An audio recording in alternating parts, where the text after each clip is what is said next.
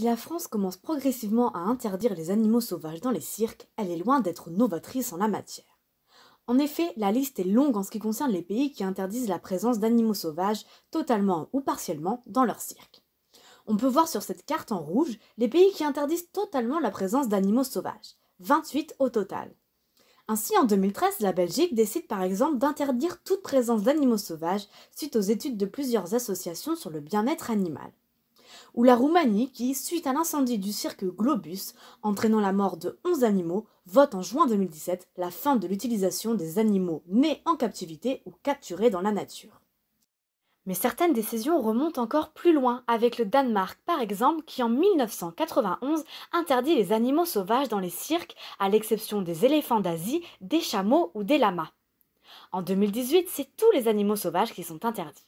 On peut également citer la Suède, une des pionnières en la matière, qui dès 1988 adopte l'Animal Welfare Ordinance qui interdit la présence d'animaux sauvages dans les cirques, renforcée par un récent projet de loi.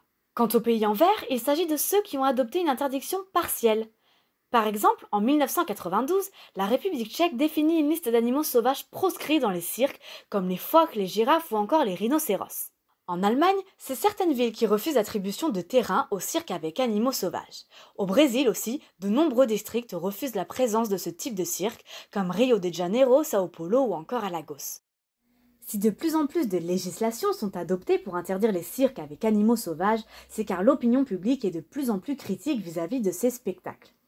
Par exemple, selon un sondage OpinionWay, environ 2/3 des Français sont défavorables à la présence d'animaux sauvages dans les cirques.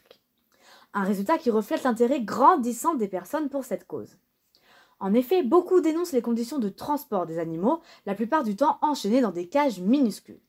Mais aussi leurs conditions d'existence, là aussi enfermés dans des cages inadaptées à leur taille, leur laissant très peu d'espace pour bouger. C'est ainsi que de nombreuses vidéos fuitent sur le net où l'on peut voir des animaux développer des troubles du comportement, comme ces éléphants se balançant de gauche à droite, ou encore ces lions tournant en rond dans leur cage. Les éthologues expliquent ces stéréotypies par de l'ennui ou de l'angoisse, certains assimilant même ces comportements à de la folie. Mais c'est aussi le domptage qui fait beaucoup débat. Les dompteurs défendent une pratique basée sur la complicité et l'amour du dresseur envers l'animal, mais certains éthologues expliquent que pour que l'animal obéisse, il lui faut intérioriser un sentiment de crainte envers son dresseur, à travers les punitions par exemple, entraînant donc inévitablement de la souffrance. On voit donc dans cette interdiction progressive de la présence d'animaux sauvages dans les cirques une meilleure prise en compte de leur bien-être, et où fleurissent de nouvelles initiatives chez des circassiens en pleine réinvention pour contribuer au monde de demain.